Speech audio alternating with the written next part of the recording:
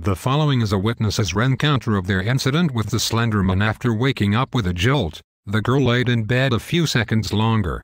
Reaching over to switch on her bedside lamp, she tried to remember exactly what had stolen her sweet slumber away.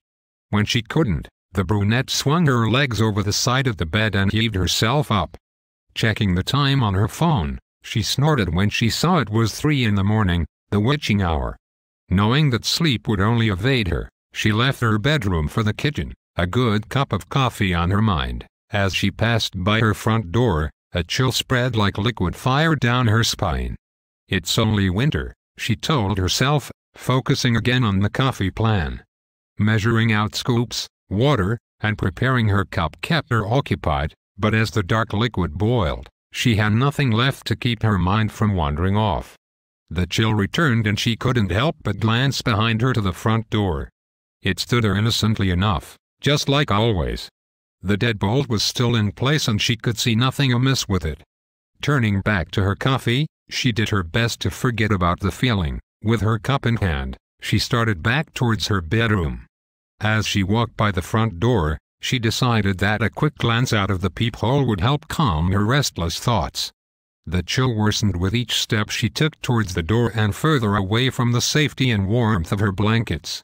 She pressed her empty hand against the cold, metal door and took a deep breath before leading her eye to the peephole. At first, she could only see an inky blackness and somehow seemed to swirl in itself. When she blinked in surprise, the void melted away. She wished it hadn't. In its place, there stood what she could only guess was once a man. The limbs were long and inhumanly awkward, with bulky joints branching off into several arms, not unlike the branches of a tree. The creature was draped in a black suit, somehow making the thing more nightmarish to her. The icing on the proverbial cake, however, was what passed as the thing's face. It was as though her mind blurred the ghastly visage to spare itself further shock and horror. She shoved herself away from the door with the hand still pressed against it. The scalding mug of coffee fell, the liquid burning her bare legs as she fell backwards and tried to crawl away from the door. She knew, somehow, that her mind hadn't been playing tricks on her. As she walked away from the door, she watched as tendrils as black as the void itself snake around through the cracks.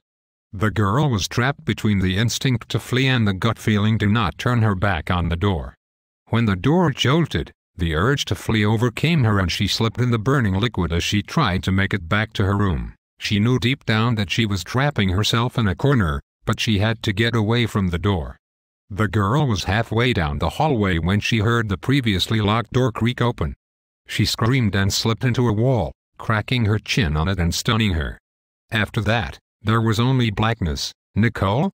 A warm, male voice snapped the woman out of her trance. As she turned around, she was met by one of her sister's doctors. She nodded, not sure if she should say anything, or even if she could find her voice if she did have something to say. That morning, she had gotten an urgent phone call from the hospital, saying that her sister, Lindsay, was there. Before they had even let her see her, the doctors had pulled her off to the side and insisted that they talk to her about what might have happened. Phrases like self-inflicted and assault had been thrown around and Nicole felt her mind reel. She still hadn't fully understood what they had been saying until she saw Lindsay with her own eyes.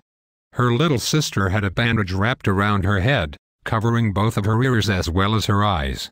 They said it was to keep her now deadened eyes from drying out and to try to keep infection out of the wounds Lindsay had made to her ears. The doctors had guessed that either she or someone else had jammed a pencil into them to keep her off balance or to deafen herself against something. There was the mix of first and second degree burns on her hands, legs, and feet, from what was assumed to be the coffee her neighbors found spilled all over the entry to her apartment. As Nicole walked into her sister's hospital room the first time, she thought she had spied the silhouette of the man in the window. That, she knew, was impossible. Her sister's room was on the 3rd story of the hospital. It was a tall man wearing a black suit, with a blank face,